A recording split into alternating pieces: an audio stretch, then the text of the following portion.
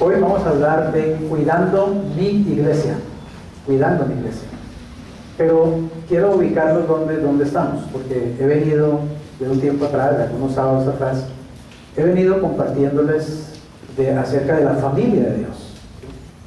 El pastor Rick Warren habla de 5 propósitos básicos. Están en la Biblia, no lo inventó él, están en la Biblia. El primer propósito es que Dios nos creó. Le pido que ponga atención acá, por favor, no se me distraiga, ya comenzamos. El primer propósito es que fuimos creados para conocer a Dios, fuimos creados para Dios. Dios nos creó para que lo podamos conocer a Él. Ese es el propósito fundamental por el cual Él hizo al hombre, para que lo podamos conocer. Fuimos creados para conocer a Dios, para amar a Dios, para relacionarnos con Dios. Ese es el primer propósito fundamental. El segundo propósito es que fuimos creados para pertenecer a la familia de Dios. Dios tiene un plan, eso está en la Biblia. Inclusive, está trazado desde Génesis hasta Apocalipsis cuál es el plan que Dios ha venido desarrollando para precisamente crear esa familia y finalmente con esa familia gobernar el universo. Así que nosotros fuimos creados para pertenecer a esa familia que Dios está formando, la familia de Dios. El tercer propósito es que fuimos creados para que nosotros seamos formados en el carácter de Cristo. Es decir, Cristo es el modelo y Dios nos está formando a cada miembro de esa familia. Dios va formando el carácter de Cristo en él, en cada uno de nosotros. Ese es el tercer propósito, ser formados de acuerdo al carácter de Cristo. El cuarto propósito es que fuimos creados para servir. Igual, servir primeramente a Dios y servir a los demás, a nuestro prójimo. Y el quinto propósito es que fuimos creados para tener una misión, cumplir una misión. Todos venimos a este planeta Tierra con una misión que cumplir. Pero si no descubrimos esos 5 propósitos, realmente la vida se vuelve algo sin sentido. La vida se vuelve algo vacío, algo sin realmente propósito. ¿Entendemos? Porque no estamos cumpliendo el propósito por el cual fuimos diseñados. Por ejemplo, ¿para qué es diseñado un televisor? ¿Para qué fue hecho un televisor? Para verlo, ¿cierto? Para que el televisor me transmita una cantidad de imágenes y de comunicación. Pero si el televisor nunca se prende, nunca cumple su propósito. Los seres humanos vinimos a este mundo con un propósito, dado por el diseñador, el creador nuestro. Lo primero que uno necesita darse cuenta es que uno fue creado. Cuando uno empieza a tomar conciencia de eso, de que uno fue creado, yo no estoy aquí porque una evolución, una rana y luego un chimpancé y luego yo, eso es una estupidez. La evolución es una mentira y es un engaño estúpido. Yo estoy aquí porque fui creado por un Dios, diseñado, pensado para venir a este mundo. Cuando uno entiende eso, cuando uno se hace consciente, cuando uno abre los ojos a esa realidad, de que yo no estoy aquí simplemente por casualidad, de que yo no estoy aquí simplemente porque en un carnaval mi mamá y mi papá me hicieron, ¿sí? O que yo no estoy aquí simplemente por suerte, sino que yo estoy aquí por un propósito y estoy creado y diseñado por un ser maravilloso. Esa conciencia me hace empezar a buscar a Dios. Yo quiero conocer a mi creador, ¿está claro? Yo quiero conocer a mi diseñador. Y yo quiero empezar a tener contacto con Él porque Él es el que sabe para qué me creó. Él es el que sabe cuál es el propósito de mi vida. Él es el que mejor me puede ayudar a ubicarme.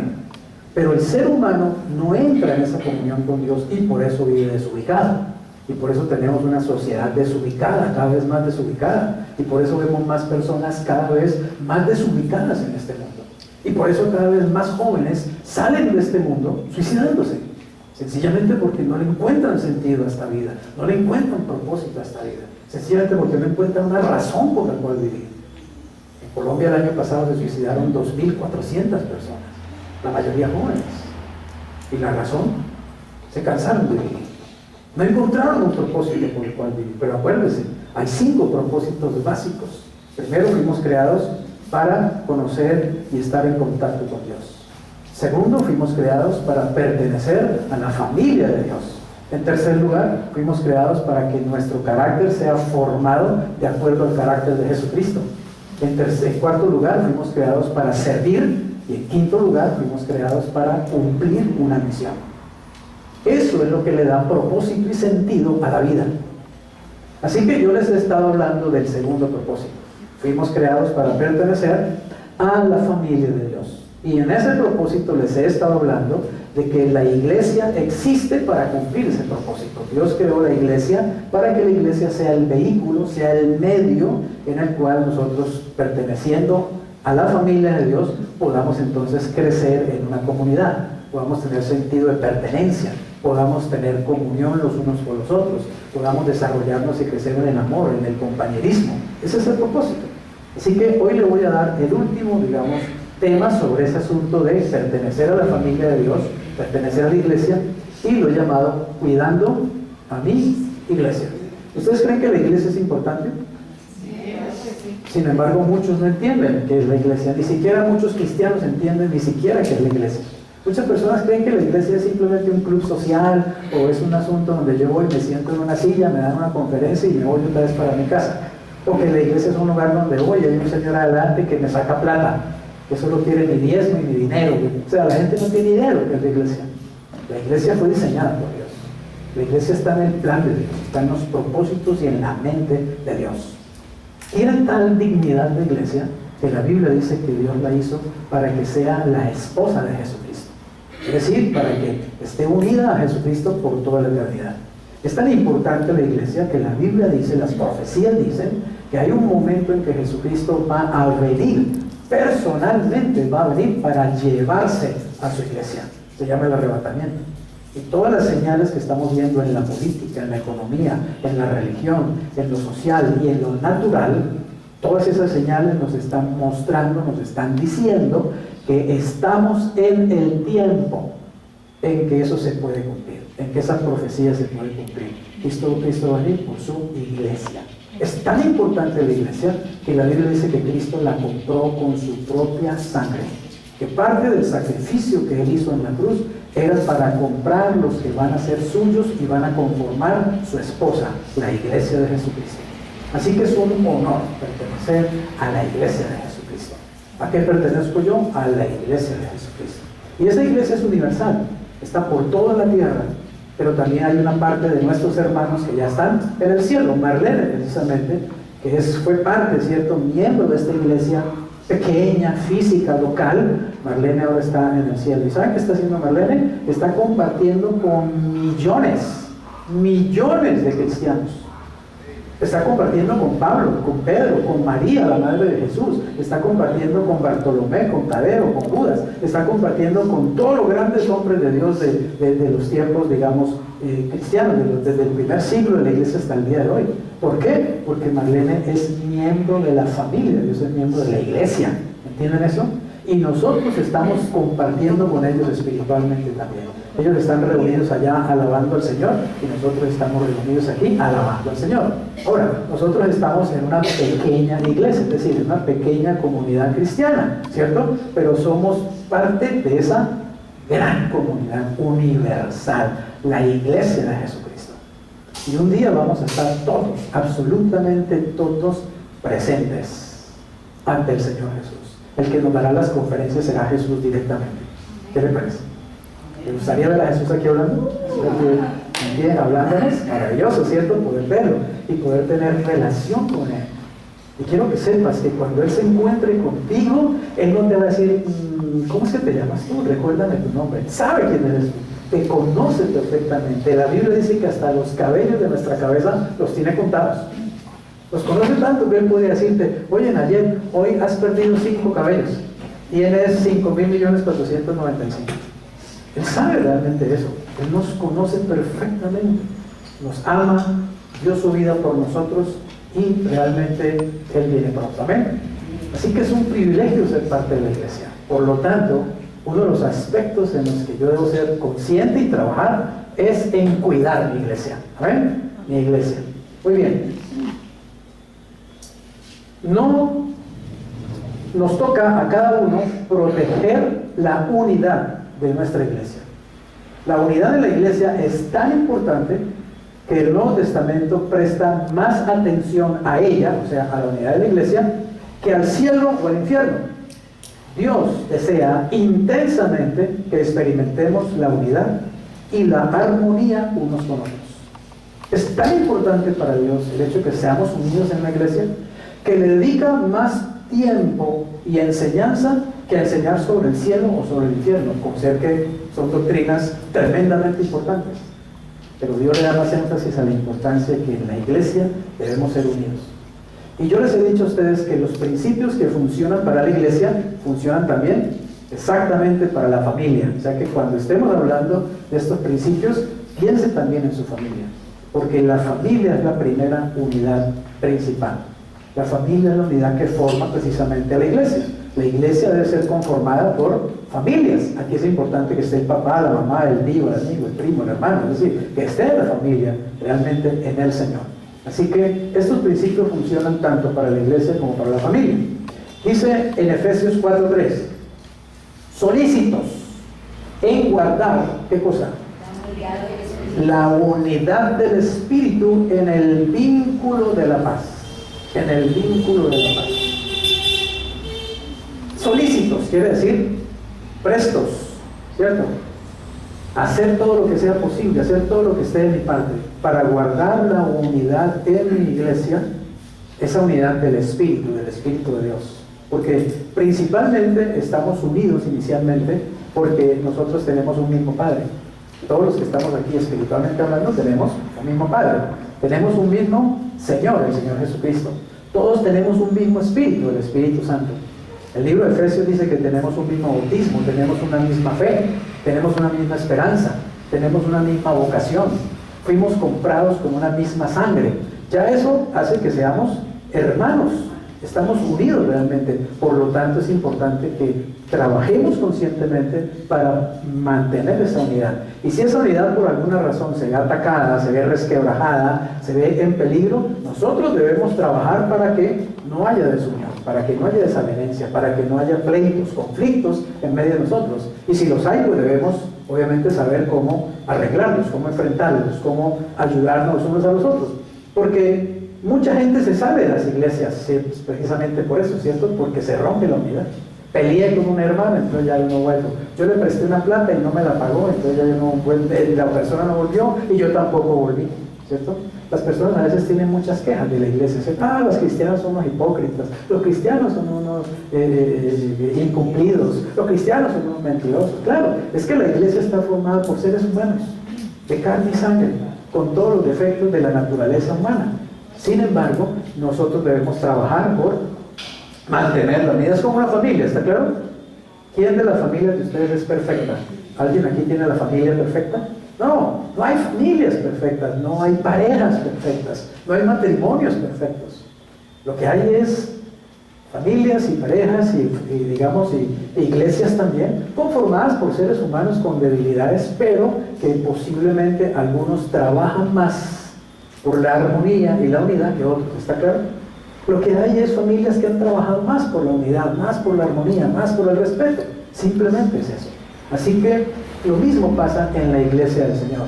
Y es mi compromiso, ¿cierto? Y es mi parte aportar todo lo que yo pueda aportar para mantener la unidad en mi iglesia. En Juan 17, 20 al 21, el Señor Jesucristo orando dijo esto. Esta oración se llama la oración sacerdotal, es decir, es la oración que Cristo hizo como sacerdote, como sumo sacerdote, la oración que Cristo hizo antes de ir a la cruz, unos minutos antes de que lo tomaran preso y lo juzgaran y luego lo crucificaran. Y entre las cosas que él oró por la unidad de la iglesia. Dice así, mas no ruego solamente por estos, refiriéndose a los apóstoles, sino también por los que han de creer en mí, por la palabra de ellos. O sea que él oró también por usted y por mí, porque nosotros en el día de hoy somos las personas que hemos creído también por la palabra de los apóstoles. Jesús oró por nosotros aquella noche. Dice, no ruego solamente por esto, sino también por los que han de creer por la palabra de ellos. ¿Para qué? Para que todos sean uno, como tú, oh Padre, en mí y yo en ti. Que también ellos sean uno en nosotros, para que el mundo crea que tú me enviaste. Oigan que la unidad de una iglesia es muy importante para que la gente que está allá afuera pueda creer en Cristo. y pueda creer que realmente Cristo fue enviado. ¿Por qué? Porque cuando ellos vean nuestra unidad, cuando ellos vean que nos amamos, que nos ayudamos, que nos respetamos, que nos colaboramos, que estamos unidos, ellos pueden decir, oye, realmente Jesucristo sí está en medio de esas personas. Jesucristo vive, Jesucristo es real. Pero si la gente ve que los cristianos nos amenazamos, nos matamos los unos a los otros, nos llevamos, nos arrastramos a los juzgados para pelear en los juzgados de este mundo y en los estrados de este mundo, si la gente ve que los cristianos vivimos criticando, si la gente va al Facebook o a ver al YouTube y ve cristianos peleando por mil cosas y insultarlos y todo esto, ¿qué va a pensar?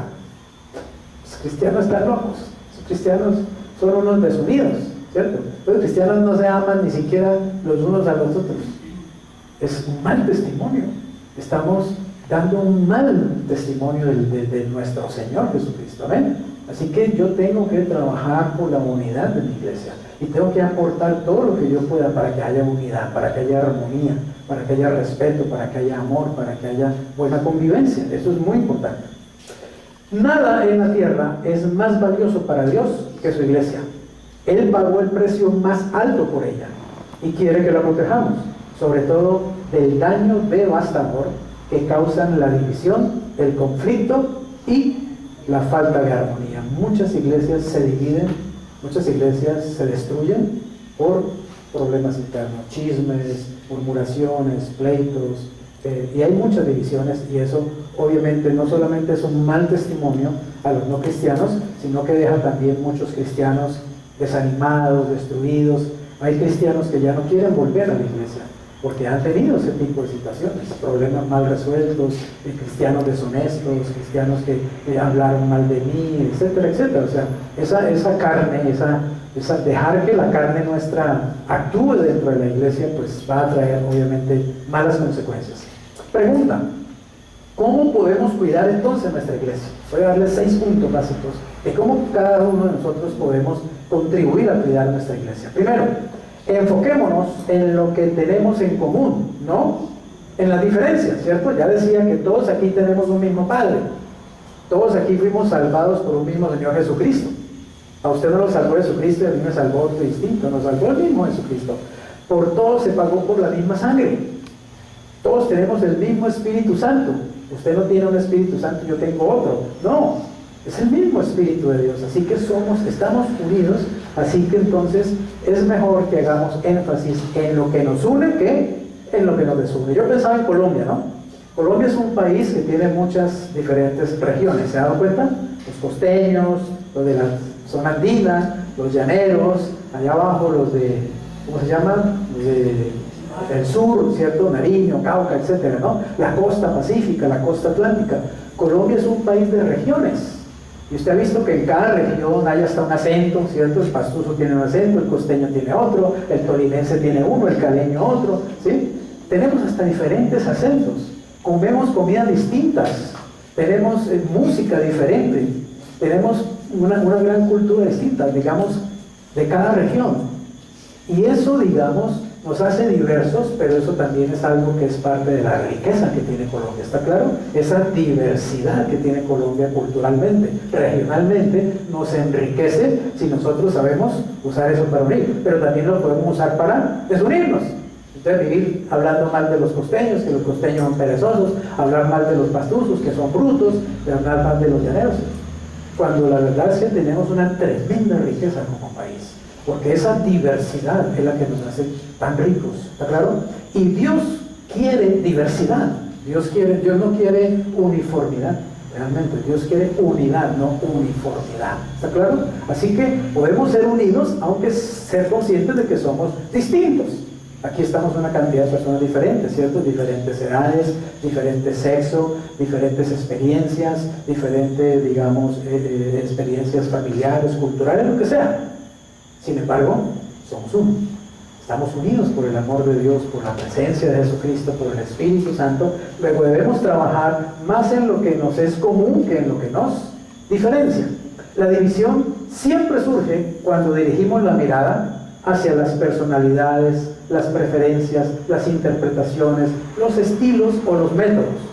Pero si nos concentramos en amarnos y en cumplir los propósitos de Dios, ¿el resultado cuál es?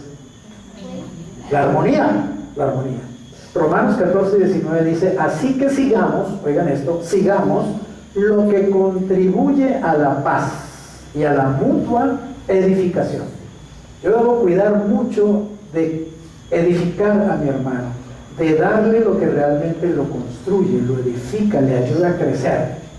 Debo cuidarme de darle realmente lo mejor y no venir a destruirle, meterle mentiras, engaños, estafarlo, abusar de él, etcétera, etcétera, ¿cierto? No puede ser nuestra actitud.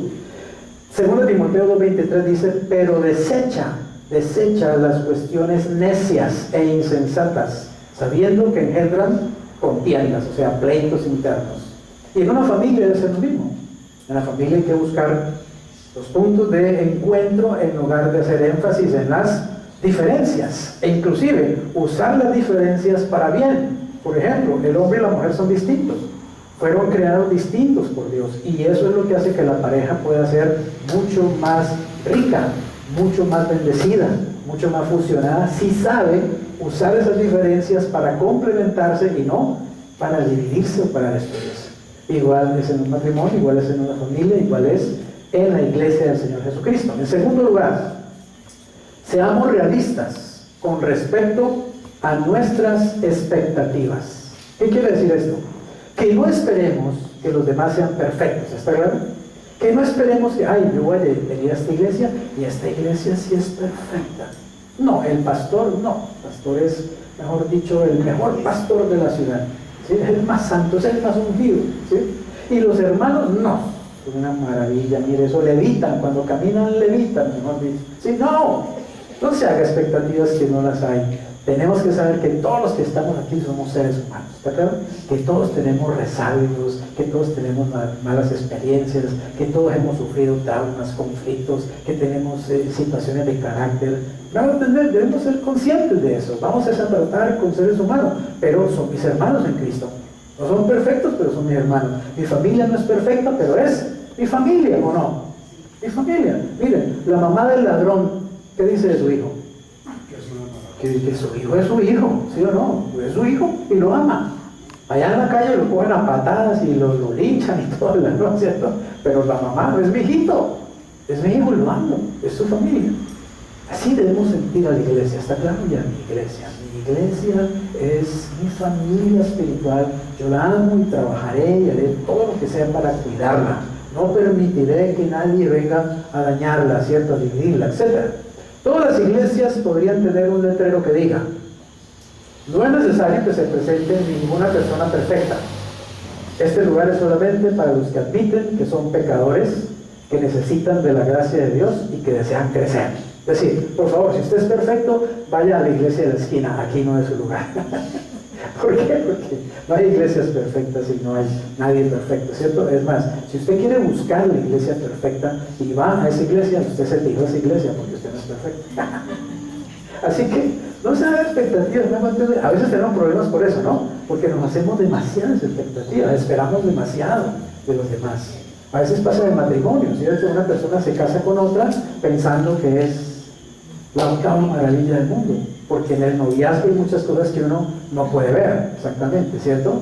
Pero cuando ya uno está dentro del asunto y ya convive y ya empieza a ver los resabios y ya empieza a ver que deja los calzoncillos por ahí tirados en el lavamanos, ¿cierto? O que la otra deja el sostén por ahí tirado, que el tipo deja las medias sucias ahí encima de la cama y que además tiene unas flatulencias que válgame Dios, ¿cierto? Entonces ya el príncipe encantado, la princesa del cuento ya no es tan príncipe y tan princesa.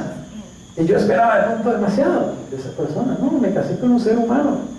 Va a tener problemas, va a tener dificultades, vamos a tener que aprender a amarnos, vamos a tener que aprender a permanecer unidos, ¿está claro? Así que eso es muy importante. Que no nos hagamos unas expectativas demasiado altas, sino que seamos, ¿qué? Realistas en ese sentido. Romanos 14:10 dice: pero tú, ¿por qué juzgas a tu hermano? O tú, también, ¿por qué menosprecias a tu hermano? Porque todos, ¿qué? Compareceremos ante el tribunal de Cristo. Todos vamos a comparecer ante el tribunal de Cristo. Les estaba hablando antes de que Cristo va a venir por su iglesia, ¿cierto? Y efectivamente Él va a venir, se llama el arrebatamiento. Pero cuando Cristo nos lleve a su presencia, Lo primero que va a hacer es, nos va a juzgar a todos los cristianos, a toda la iglesia, y nos va a juzgar uno por uno. Pues no se asuste, la palabra juicio es de pronto, ¿cierto? Uy, ¿usted cree que si Jesucristo me juzga a mí, a su pastor, si Jesucristo me juzga a mí, respecto del pecado, respecto de la perfección, ¿me va a encontrar perfecto? No paso el examen. Si Cristo me examina a mí, me rajo, ¿sí? Porque Él es perfecto y yo soy absolutamente imperfecto. Pero no ese es el examen que el Señor nos va a hacer. Él no nos va a examinar respecto de los pecados, porque los pecados ya fueron perdonados, ya fueron lavados, ya fueron limpiados. La Biblia dice que están sepultados y olvidados.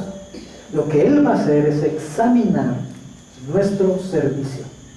¿Cómo hemos vivido de acuerdo precisamente a esos 5 propósitos que les estaba hablando al principio, ¿cierto? Nos va a examinar respecto a eso, y de acuerdo a lo que Él encuentre, la Biblia dice que de acuerdo a lo que encuentre, no nos va a dar como un chipote chillón, ¿sí? Sino que nos va a premiar, nos va a recompensar. ¿Está claro? Entonces, es un juicio no para castigo, no para reprimendas, no para sacarnos en cara los pecados. Es un juicio para reconocer nuestro servicio, reconocer nuestro trabajo para Él. Amén. Va a haber recompensas. Entonces, ese es el tribunal de Cristo. Así que nosotros, dice la Biblia allí, dice, mira, tú no juzgues a tu hermano. ¿Por qué? Porque el Señor es el que lo va a juzgar, ¿no? Y además me va a juzgar a mí también. O sea, dejemos que sea Jesucristo el que diga, el que defina finalmente, pues, qué le toca a Wilson, qué le toca a Andrea, qué le toca a Nayera, a Berta, a José, a Carlos. ¿Sí? ¿Me voy a entender? ¿Yo para qué me ando preocupando de andar juzgando? Ay, pero es que a mí sí no me parece. Yo no estoy de acuerdo con esa blusa que se puso Paola. Es que sinceramente, esa blusa no glorifica al Señor. ¿Quién me mandó a mí a estar juzgando? ¿Verdad? No, yo no estoy de acuerdo con que Wilson vaya a cine. No, el cine es del diablo, no se puede ir a cine. ¿Qué importa? Y aquí a mí, ¿qué me puso de juez de los demás? Pero hay cristianos así, ¿no? Juzgándolo todo, mire. A mí me da compasión con Marcos Witt. ¿Conocen Marcos Witt, cierto? ¿Cómo lo atacan? ¿Cómo le dan madera? Hay gente que me ha dicho, no, Marcos Witt es satánico. No oigan las canciones de Marcos Witt porque tienen mensajes subliminales del diablo. Hombre, es gente que no sabe dónde está parada realmente, ¿cierto? ¿Quién es esa persona para andar juzgando a los demás? ¿Acaso es perfecto? Entonces dice, no juzgues. Y otra cosa, no menosprecies tampoco. No mires por encima del hombro a otro cristiano. No creas que tú eres mejor, que tú sabes más, que... No, es que ¿cómo se va a comparar Eva conmigo? No, es que imagínese. Míreme la mano en el espejo. ¿Sí? No somos nadie, no somos nada. Pura gracia de Dios. Por la pura gracia de Dios hemos sido salvados. Por la pura misericordia de Dios vamos a ir al cielo. No por ningún mérito que nosotros hayamos hecho. Pero la Biblia es muy clara. No se juzguen y no se menosprecien. Dejen que el Señor es el que juzga en el juicio del tribunal de Cristo, y Él verá a quién le da cada cosa, y a cada uno le dará lo que el Señor le tenga que dar, y punto. Dejemos que Él lo haga. 3. Decidámonos más a animar que a qué, que a criticar, ¿cierto? Debemos ser más animadores, motivadores, que andar criticando a los demás. ¿Sí o no? Que andarle diciendo, mira, no, sí, está bien, pero es que no, pues, Ángela, sí, ¿no? La charla que tú diste, sí, pero mira, es que esto, lo otro, lo de aquí, lo de allá. No, dígale, Ángela, qué linda charla diste, qué bueno. Me edificó el Señor a través de lo que dijiste. Me enseñó el Señor, te usó el Señor. Gloria a Dios por eso. Porque a veces somos muy negativos, ¿cierto? Tendemos esa... O a veces hay que decir algo como esto, ¿no? Mira, mi amor, ya no fue. Mi amor, te quedaron bien los frijoles.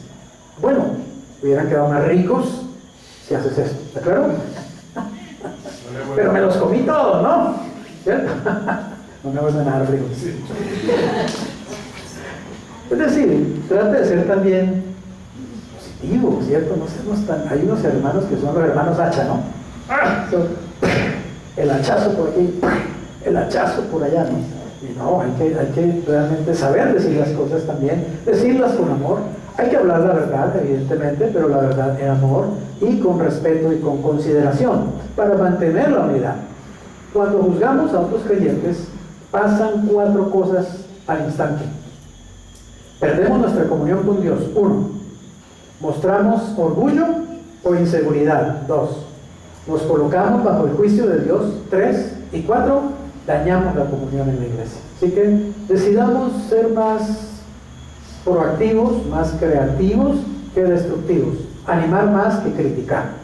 Romanos 14:13. Así que ya no nos juzguemos más los unos a los otros, sino más bien decidamos no poner tropiezo u ocasión de caer al hermano. O sea, no le pongamos zancadilla. Hagamos todo lo que contribuye a que esa persona se sienta motivada, se sienta animada, que quiera venir a esta iglesia, ¿está claro? Que quiera venir a estar con nosotros. Pero hay cristianos que desde que se paran en la puerta ya están echando luz. Tenemos que hacerlos sentir en familia, hacerlos sentir bienvenidos. A usted no le gusta sentirse bienvenido cuando llega a un lugar por primera vez, ¿sí o no? Ya me gustaría que lo miren de arriba abajo como bicho raro, qué sé yo, ¿no? Todos necesitamos ser amados, ser aceptados.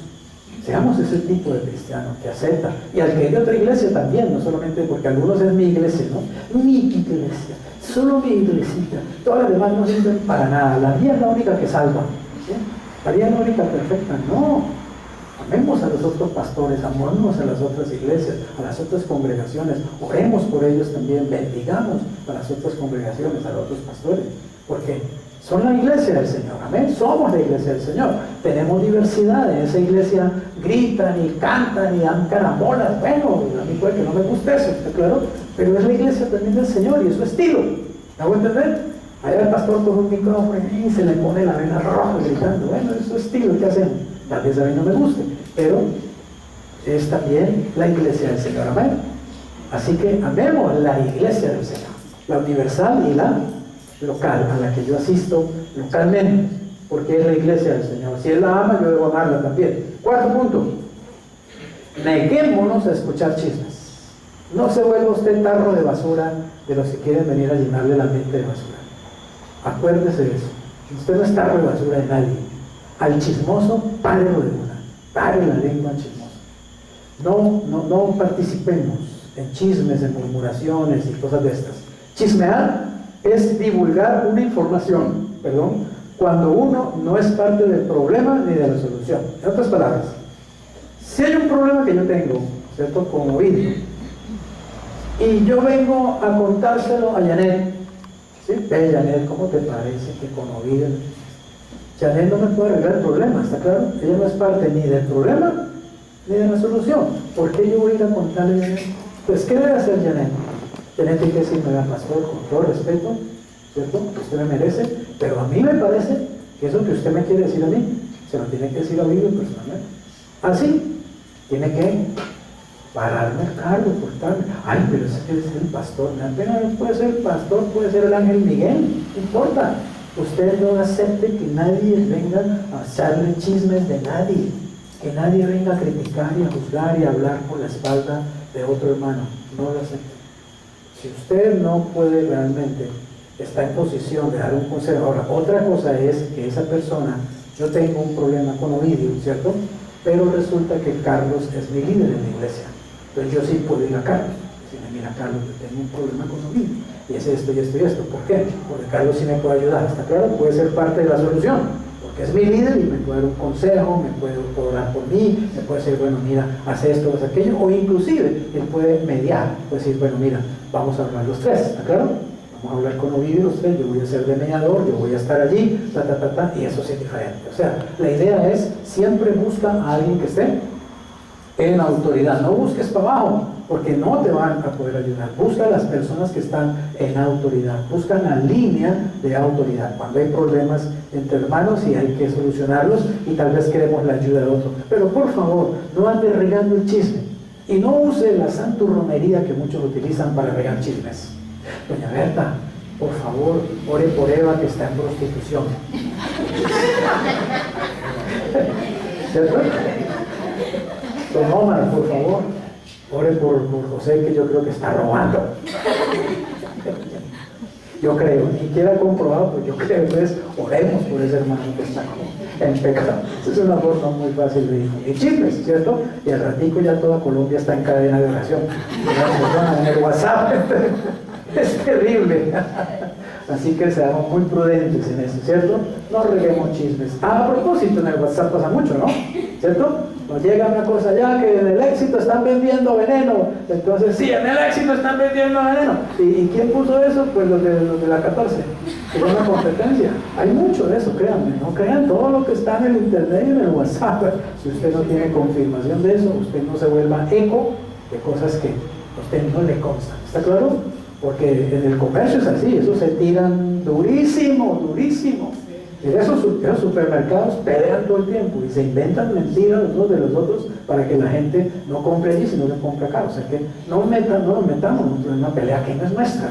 Claro, tenga mucho cuidado con compartir todas esas cadenas y todos los chismes que andan en YouTube o en Internet o en WhatsApp. Proverbios 18, 16, 28. 18 o 16. Acá están fallando los ojos. El hombre perverso levanta contienda y el chismoso, ¿qué hace? ¿Aparta a quién? Hasta los mejores amigos, ¿sí o no?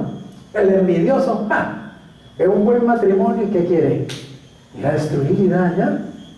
Es una linda familia y ¿qué quiere? Ir a destruir, porque ¿cuál es el trabajo de Satanás? Matar, hurtar y destruir. Y los que trabajan para él, eso es el trabajo que ellos hacen: matar, hurtar y destruir. Así que el chismoso es una persona que realmente lo que hace es destruir. Destruye la unidad de un matrimonio, la unidad de una familia, la unidad de una iglesia. 5. Practiquemos el método de Dios para tratar los conflictos. Ya les había hablado de esto en otra conferencia. Jesús le dio a la iglesia un proceso de 3 pasos sencillos. Miren la cosa tan sencilla que el Señor nos dio como instrucción para resolver un problema entre hermanos.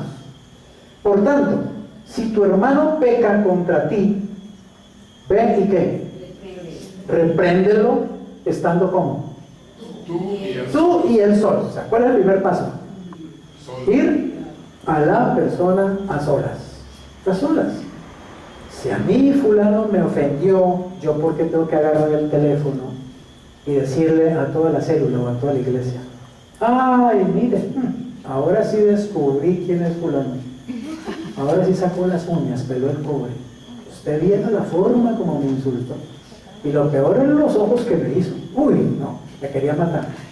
No, vaya a esa persona y dígale: hermano, mira, tú me insultaste, tú me hiciste sentir mal, o lo que tú dijiste de mí no es verdad, o lo que sea. Está claro, cualquiera que sea el problema, sea valiente, amén, sea valiente, y vaya y encare, enfrente a la persona, háblele de frente, háblele con todo el respeto, con todo el amor, amén, que el Señor pone, pero sea claro, dígale: mira, a mí no me gustó esto de ti, ¿sí? Esto que dijiste, o esto que hiciste, o tal cosa, tal otra, ¿cierto?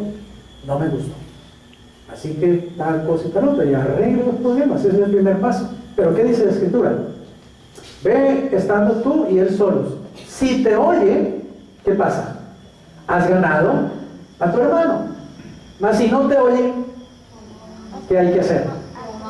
Toma aún contigo a 1 o 2, para que en boca de 2 o 3 testigos conste toda palabra. Entonces ahí sí yo voy y busco 2 o 3, pero no me voy a buscar a los 2 más chismosos de la iglesia, ¿cierto? Porque es peor. Voy a buscarme a los hermanos maduros, a los hermanos sensatos, a los hermanos que yo tenga confianza y que son hermanos serios. Puede ser el pastor también. A mi esposa y a mí nos ha tocado, usted no se imagina, nos ha tocado mediar en matrimonio, nos ha tocado mediar en sociedades empresariales, nos ha tocado mediar entre hermanos muchas veces. Pastor, yo tengo un problema con fulano, yo no quiero hablar con esa persona directamente, o ya hablé con ella y no hay ningún arreglo, por favor usted me puede ayudar. Y nos toca sentarnos y mediar y escuchar al uno y escuchar al otro y aconsejar y orar y mantenerlo, pues, y mantener la unidad, porque ese es parte de nuestro papel como pastor y también es parte suyo como líder o como cristiano maduro en el que otro puede confiar. Así que hay que hacerlo, hay que llamar a 2 o 3 hermanos, ¿sí? Entonces delante de ellos dice: para que conste toda palabra, ¿sí? Para que haya testigos. Mira, yo tengo un problema con Wilson y quiero que ustedes 2 estén de testigos de que le estoy reclamando a Wilson esto y esto y esto, y él no quiere reconocer. Y si se mantiene en la misma posición, no reconoce y no reconoce y no reconoce, ¿qué hay que hacer entonces? Si no los oye a ellos, ahí sí que Oigan lo que dice allí. ¿Qué dice? Allá en el tablero. ¿Dilo a quién? A la iglesia. Pero algunos hacen el tercer paso, lo hacen de primero. Y a veces ni siquiera a la iglesia, sino al que no es de la iglesia. Van y le cuentan al vecino que nada tiene que ver los problemas de la iglesia. Entonces, pues, obviamente peor todavía, ¿cierto? Si no, dilo a la iglesia. Y si no oye a la iglesia, dice, tenlo por gentil o publicano. Es decir, haga cuenta que cada persona no es un cristiano. Porque sinceramente, un verdadero cristiano, si no oye a su hermano, ¿cierto? Si no oye a otros dos hermanos que tienen autoridad o el pastor, y si no oye a la iglesia, no, pues, hermano, usted equivocó decir que usted no es un cristiano, para afuera, o sea, ni lo tengas por cristiano, dice, tenlo por pecador o publicano, es decir, para afuera. Ahí sí, para afuera. ¿Por qué? Porque ya agotamos las tres instancias, agotamos los tres pasos que el Señor le ha dado a la iglesia para que la iglesia se pueda mantener en unidad, en armonía, en bendición. Quinto, sexto y último punto. Apoyemos al pastor y a los líderes. Eso dice la Biblia. No hay líderes perfectos, pero Dios les da la responsabilidad y la autoridad para mantener la unidad de la iglesia. Dice Hebreos 13:17.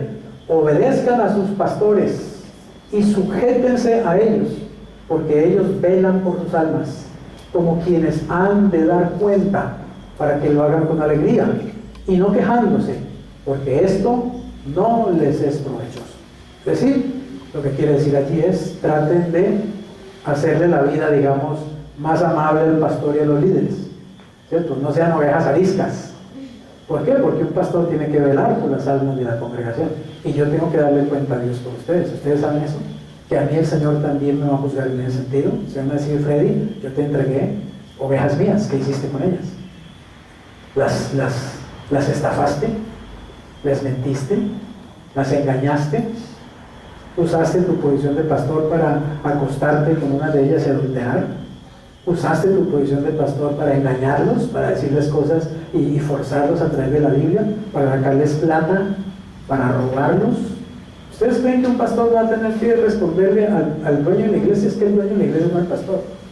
El pastor es apenas un funcionario que ha puesto Jesús para que cuide un rebaño. Y créanme que Él va a pedir cuentas a cada pastor, le va a pedir cuentas. Y Él las lleva muy claritas las cuentas, yo soy consciente de eso. Y créanme que yo experimento temor de Dios, porque yo sé que un día Jesús me va a llamar a mi cuentas. He estado en muchas iglesias, en varias iglesias, hemos fundado iglesias con mi esposa, hemos dirigido diferentes iglesias, y aún fuera de Colombia, y por cada una de ellas yo sé que un día le tengo que responder a Cristo. Que Él me va a juzgar, me va a llamar y me va a decir, bueno, mira, con esta iglesia pasó esto, con esta, y créame que ser juzgado por el Señor, pues Él me ama, yo sé que me ama, que no me va a echar al infierno, pero Él tiene mucha autoridad, ¿está claro? Y yo no voy a poder estar ahí para enredarlo. Entonces, no, Jesucristo, la verdad es que ese día usted no estuvo. ¿Sí? Usted no estuvo, usted estaba despistado. Usted estaba en el Mundial de Rusia y no se dio cuenta del problema que teníamos allá en la iglesia. No, Él estuvo ahí, Él está aquí, precisamente. Él vigila qué enseño yo. Él vigila qué enseño y cómo lo enseño y por qué lo enseño. ¿Okay? Él vigila cómo trato yo a cada uno de ustedes. Él vigila cómo yo vivo delante de ustedes y cómo vivo lejos de ustedes también. Cuando ustedes no me ven, ¿está claro? Él me vigila, yo soy alguien que responde al Señor. Y respondo por esta iglesia mientras sea el pastor de esta iglesia.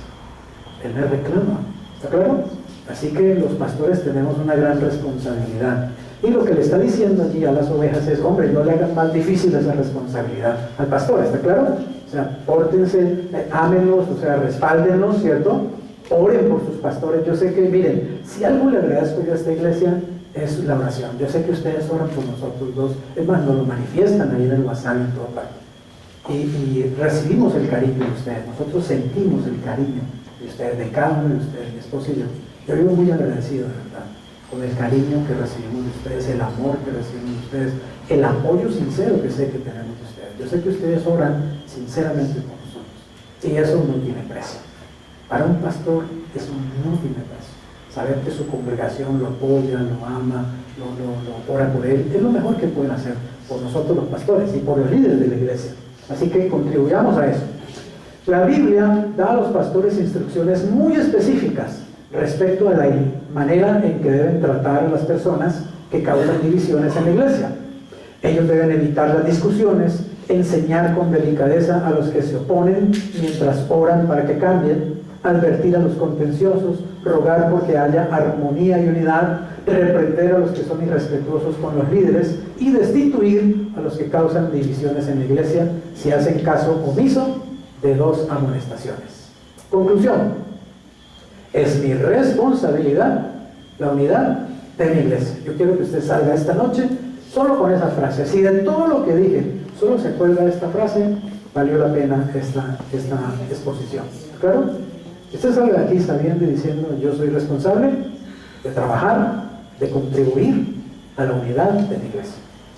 Yo quiero ser parte de la solución y no del problema. Quédese con esa frase. Conclusión: es mi responsabilidad proteger la unidad de mi iglesia. ¿Están dispuestos a eso? Amén. ¿A proteger la unidad de su iglesia? Amén. Amén. Gracias. Y reflexión: ¿qué estoy haciendo particularmente para proteger la unidad de la familia de mi iglesia? Piensa, ¿qué estoy haciendo yo para que esta iglesia sea más unida? Para que esta iglesia sea más bendecida, para que esta iglesia tenga mejor armonía. ¿Qué estoy haciendo yo? ¿O qué puedo hacer?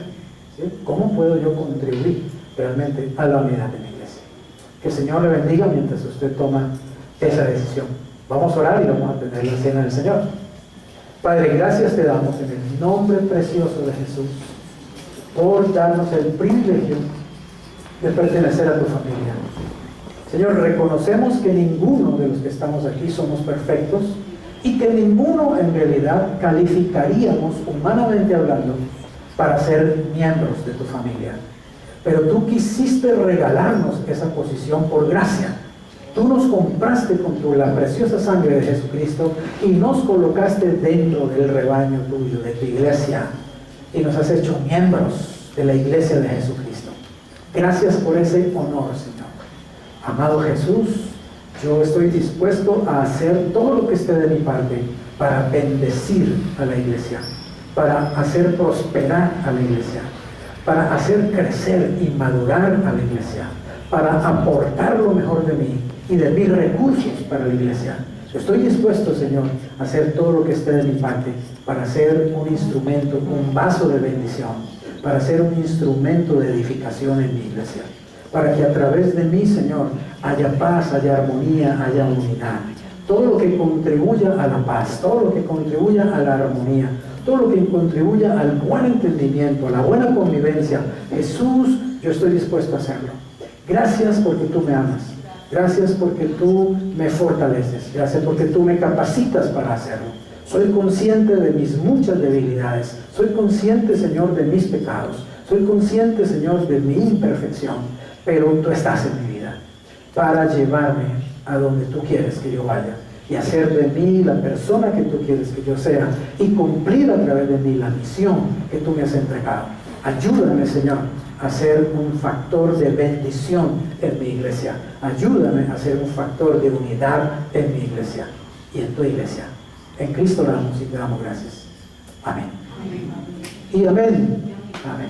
Bendiciones. Bueno, vamos a tomar la cena del Señor. Esto es